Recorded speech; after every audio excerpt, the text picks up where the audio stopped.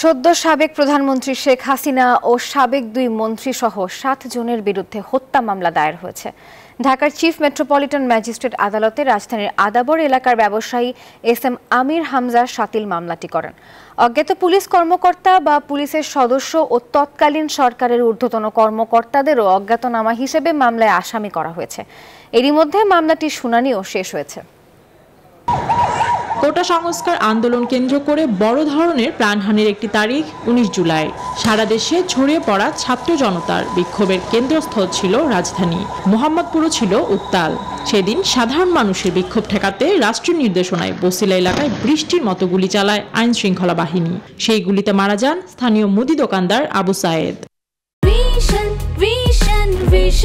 100% copper কন্ডেন্সারে তৈরি vision fridge, তাই গুণে মানে অটুট থাকে বছরের পর বছর।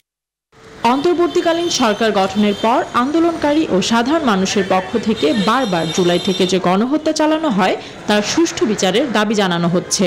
সে প্রেক্ষাপটে মঙ্গলবার মেট্রোপলিটন ম্যাজিস্ট্রেট রাজেশ চৌধুরীর আদালতে শেখ হাসিনা, ওবায়দুল কাদের, আসাদুজ্জামান খান কামাল, সাবেক IGP Abdullah Al Mamun, DMP commissioner Habibur Rahman, সাবেক ডিএমপি ডিবি প্রধান হারুনুর রশিদ ও সাবেক ডিএমপি যুগ্ম কমিশনার বিপ্লব কুমার সরকারকে আসামি করে হত্যা মামলা দায়ের করা হয়।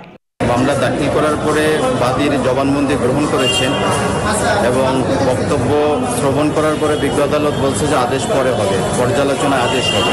আমরা অপেক্ষায় আছি আদেশের জন্য। এদিকে মামলার বাদী জানিয়েছেন, নিহত আবু সায়েদ ঘনিষ্ঠজন না হলেও একজন নাগরিক হিসেবে হত্যার বিচার পেতে মামলাটি করেছেন তিনি। এই ফ্যামিলিটা খুবই অসহায়, তাদের বাড়িতে খাওয়ার চাল পর্যন্ত নাই। পরিবারের সাথে কথাবার্তা বলে যেটা বুঝেছি যে তাদের ঢাকায় আসার মতো কোনো আর্থিক সচ্ছলতা এবং অবস্থা এরকম পরিপ্রেক্ষিতে এই হত্যার তো কোনো বিচার হওয়ার সুযোগ নেই, বিকজ কেউ এখানে বাদী হয়ে মামলা করছে না। তারপরে আমি বিবেকের তাড়নায় এই আবু সায়েদকে নিয়ে কোর্টে আসার সিদ্ধান্ত নিই। ৫ আগস্ট শেখ হাসিনা প্রধানমন্ত্রীর দায়িত্ব থেকে পদত্যাগ করার পর এই প্রথম তার বিরুদ্ধে কোনো মামলা দায়ের করা হলো।